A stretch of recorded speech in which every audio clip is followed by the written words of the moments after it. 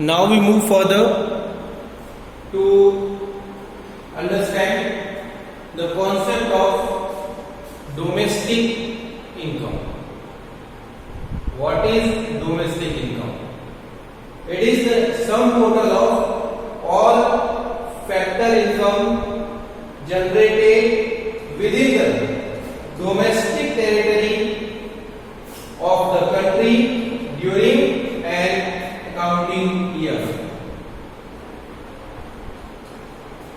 Again, it is the sum total of all factor income generated within the domestic territory of the country during an accounting year.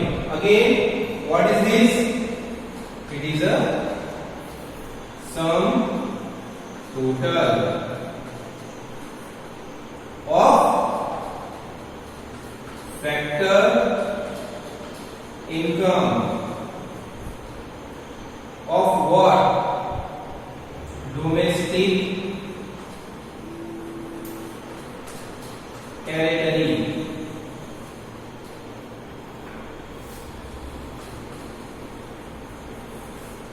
When during an accounting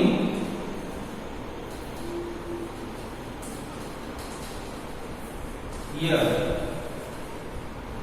Okay, sum total, your factor income, rent, interest,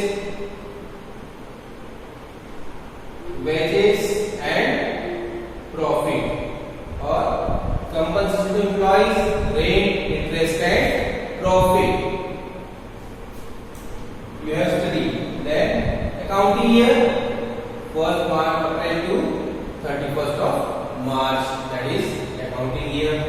Now the term which is important here to study is domestic territory. What is domestic territory?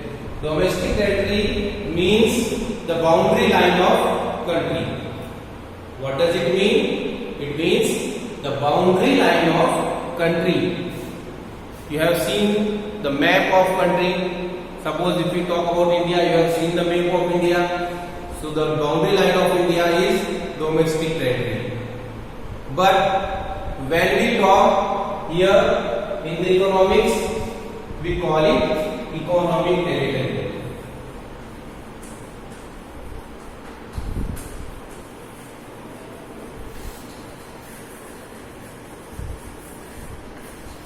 What is economic territory? The territory in which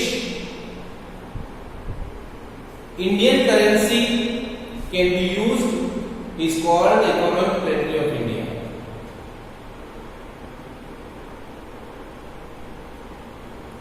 Or the territory in which income is generated in Indian currency, that is economic territory of India. Suppose tomorrow the war between India and Pakistan broke out and Indian soldiers started marching towards Lahore.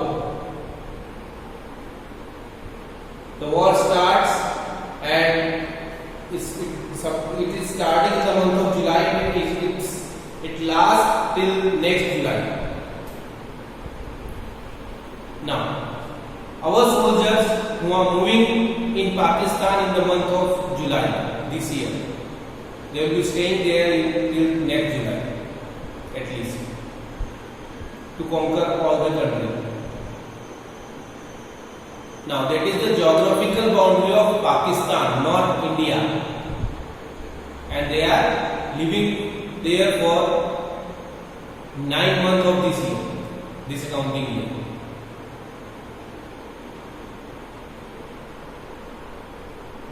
So they are the residents of India because their economic interest lies in India.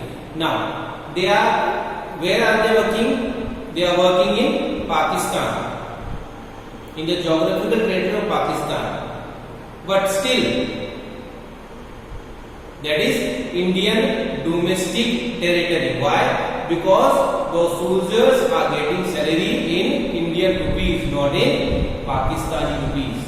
So Indian soldiers, whether they are living in any country, they will be called in Indian domestic territory if they are getting salary in Indian currency.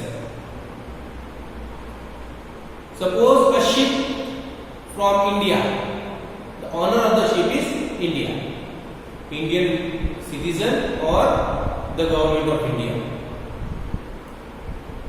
The ship is sailing in sea. It is in Pacific Ocean. Now Pacific Ocean do not share its boundary with India at any place. But as the owner of the ship is an Indian or the Indian government, so that ship, whether that is in Pacific Ocean, that will be called Indian domestic territory.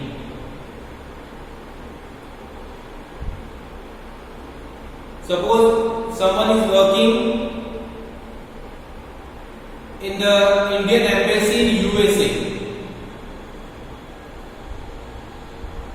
He is working in the Indian embassy in USA.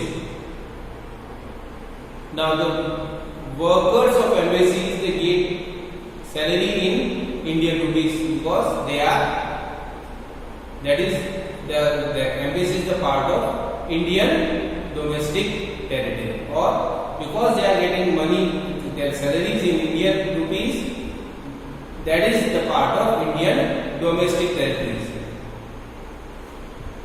So the economic territory and the geographical territory is completely different, and here we talk about the economic territory of the country. It means all the places in the world where Indian rupee is generated by working is Indian economic territory. So whatever the income is produced or generated during the domestic territory of the country, suppose India, is called the domestic income of India. Again, the domestic territory, it means the economic territory, it means all the area in the world in which the income is generated in Indian rupees is called the domestic territory of India, and whatever income is produced in the domestic territory of India is the India's domestic income, whether that is produced by the residents or the non-residents.